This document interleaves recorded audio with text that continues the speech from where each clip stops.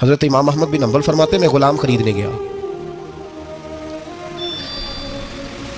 उसने मेरे साथ शर्त रखी कि हुजूर आप मुझे ख़रीद के ले जाने हैं, मेरी शर्त यह है कि मैं दिन को आपकी ड्यूटी करूँगा, रात को नहीं करूँगा। फरमाते मैं ले आया, घर ला के मैंने पूछा तेरा नाम क्या है? कहने लगा हुजूर ग़ुलामों का नाम नहीं होता।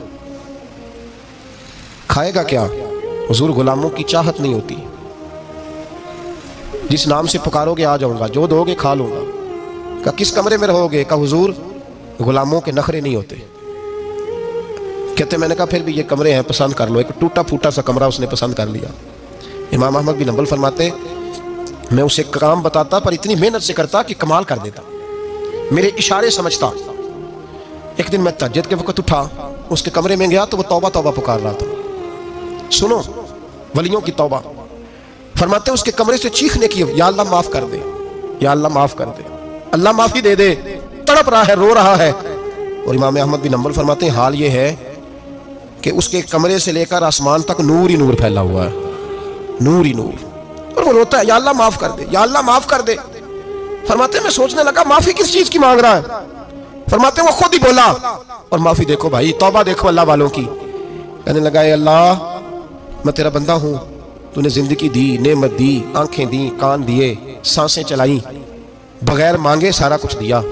चाहिए तो ये था कि मैं दिन रात तेरी बारगाह में झुका रहता, पर मुझे माफ कर दे। मेरे ऊपर इमाम अहमद बिन हंबल के भी हुकूक है, मेरे मालिक का भी हक है, इसलिए मैं दिन सारा इबादत नहीं कर सकता, बस 5 नमाजें पढ़ सकता हूँ। रात में जागता रहता हूँ तेरे हुजूर। अल्लाह वो जो सारा दिन मैं इबादत नहीं ना कर पाता, मुझे माफ कर दे। खुदाया मेरी गलती माफ कर दे, अल्लाह मुझे बख्श दे। और राती सारी कर कर जारी, नींद अखां थी धोंदे, फजरे वही गुनाहगार का आवन, सब तो नहीं। या अल्लाह चाहिए था मैं 24 घंटे सजदे करता, बख्श दे, ये मेरी खता माफ कर दे। सावन की काली रातों में जब बूंदाबांदी होती है, वो रातों को उठ उठ रोते हैं, जब खलकत सारी सोती है। और दरवेश कहने लगे रात पवे ते बेदर्दानू, नींद प्यारी आवे, दर्द मंदानू याद सजन दी, सुते अमियान जगावे। या अल्लाह माफ कर दे, मैं सारा दिन सजदे नहीं कर पाता, सारा दिन लंबी न माफी दे दे, ये तौबा है अल्लाह वालों की। इमाम अहमद बिन हंबल फरमाते हैं फजर के वक्त वो मेरे साथ मस्जिद गया, मैंने उसका चेहरा देखा, मैं उसको कोने में ले गया, मैंने कहा जा तू अल्लाह की रजा के लिए आजाद है, जा मैं अपने हक माफ करता हूँ, मकान तेरे पास रहेगा, खाना तुझे मिलेगा, तू आजाद है। उसने कहा हुजूर हुआ क्या, हुआ क्या? हमारी तो ख्वाहिश है ना कि बंदा उस वक्त मिलने आए जब मैं तस्बीह पढ़ रहा हूँ, कोई उस वक्त घर पहुंचे जब मैं सजदे में हूं, लोगों को पता चले बड़ा नेक है, बड़ा नमाजी है। उस वक्त किसी की नजर पड़े जब मैं बिल्कुल कुरान पाक पे बैठा हूं।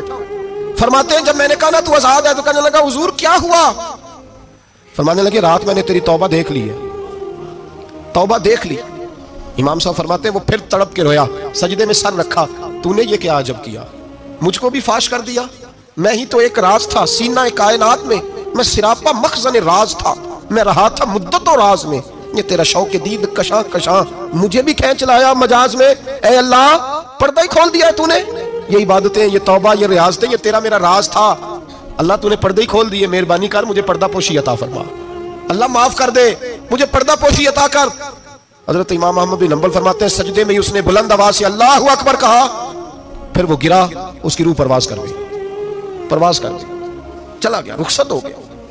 ये आशिक का जनाजा है, जरा धूम से निकले, महबूब की गलियों से जरा घूम के निकले। ओ भाई इस बात पे भी तौबा है कि या अल्लाह मैं सारा दिन नफल नहीं पिए, ये अल्लाह के वलियों की तौबा है। सारा कुछ कर करा के ना, सारा कुछ कर करा के फिर भी माफी, ड्यूटियां करके सारी फिर भी माफी, या अल्लाह माफ कर दे। सारा दिन इबादत करके फिर भी कहते अल्लाह बख्श दे। वो नेकोकार होने के बावजूद तौबा करते हैं, यहाँ गुनाहगार डटे हुए, डट गए। तौबा बंदे को अल्लाह के करीब कर देती है। हम लोग कहते हैं गुनाह होंगे तो तौबा करेंगे ना, और हमारे ज़माने में तो गुनाहगार है ही नहीं, सारे नेकोकार हैं, इल्ला माशाअल्लाह। गुनाहगार होंगे तो तौबा करेंगे। कई दफ़ा ना हमारा भाई नाराज़ हो जाता है, दोस्त नाराज़ हो जाता है, तो जब नाराज़ होता है ना बहुत ज़्यादा, बोलता नहीं, तो हम फिर करीब जाते हैं, उसको पूछते हैं क्या बात है, क्यों नाराज़ है, इधर देखे मेरी तरफ, क्यों नाराज़ है, क्या हुआ? वो कहता है नहीं नहीं बस छोड़ो, हमें नहीं पता होता, तफसील पूछनी पड़ती है, बात करनी पड़ती है। फिर वो बताता है कि वो जो तूने एक जुमला कहा था ना, वो तुझे नहीं कहना चाहिए था,